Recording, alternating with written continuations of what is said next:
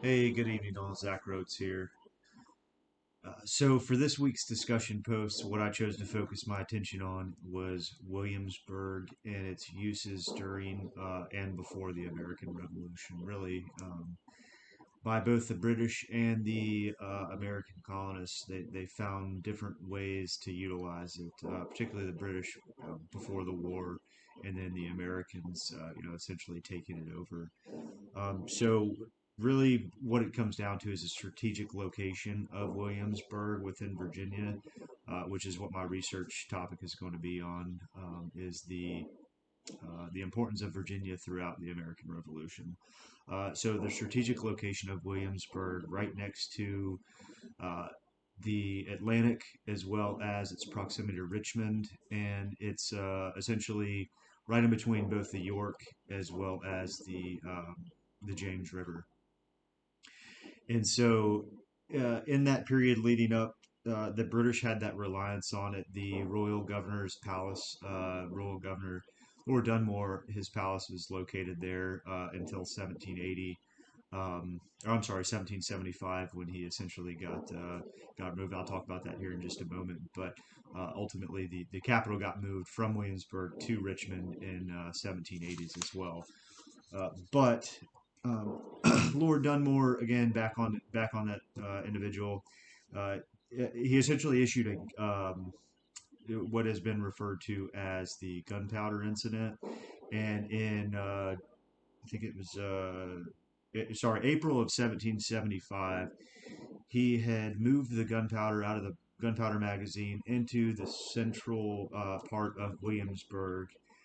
It enraged the citizens there. They raised a big fuss, and so they essentially moved it back to the gunpowder. But in doing so, Lord Dunmore rigged up the gunpowder within the magazine in a booby trap, so that way if somebody were to try to get in there and tamper with it, it would explode.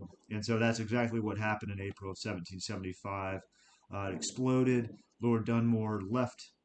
He actually fled and then went aboard a ship out in the York River and sailed up and down, which I'll talk more here about in a moment as well. But in doing so, the Peyton Randolph, who was the Speaker of the House of Burgesses, he urged local citizens to muster and guard against any surprise from enemies. So thereby indicating, right, they already had uh, developed this idea of the British, impeding on our rights and basically are becoming our enemies. And so, although things were happening up in Boston, right, stuff was definitely going on in Virginia as well, particularly Williamsburg.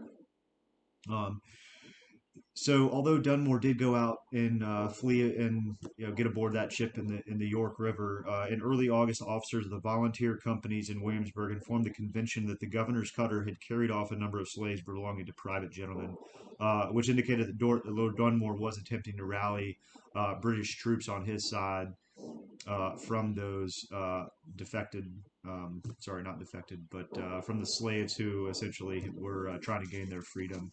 Um, the Another important note is that, which I talked about momentarily a couple minutes ago, but in June of 1780, the Americans moved the capital from Williamsburg to Richmond because as the war moved southward into the Carolinas, it became apparent that the location of Williamsburg was susceptible to British attack. So that was something that they took into consideration and moved.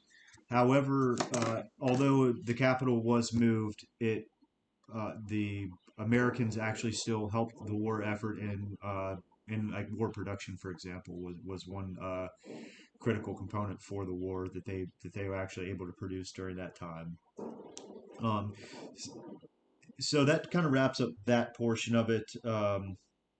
One more important note, actually, that Yorktown just happened about 10 miles away from where Williamsburg is. So you think that the siege of Yorktown and ultimately General Cornwallis's surrender in 1781, I mean, Williamsburg was right there.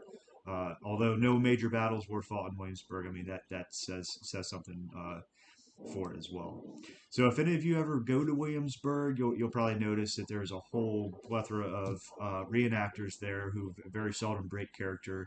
I mean, they've restored it. As a matter of fact, back in 1926, John Rockefeller bought a lot of the residential area in order to create what it is now. And as Kate Gruber, who is a Battlefield.org author, claims, in 1924 and throughout the decade, John D. Rockefeller began buying historic homes from their residents in order to establish a shrine of history and beauty dedicated to the lives of the nation's builders.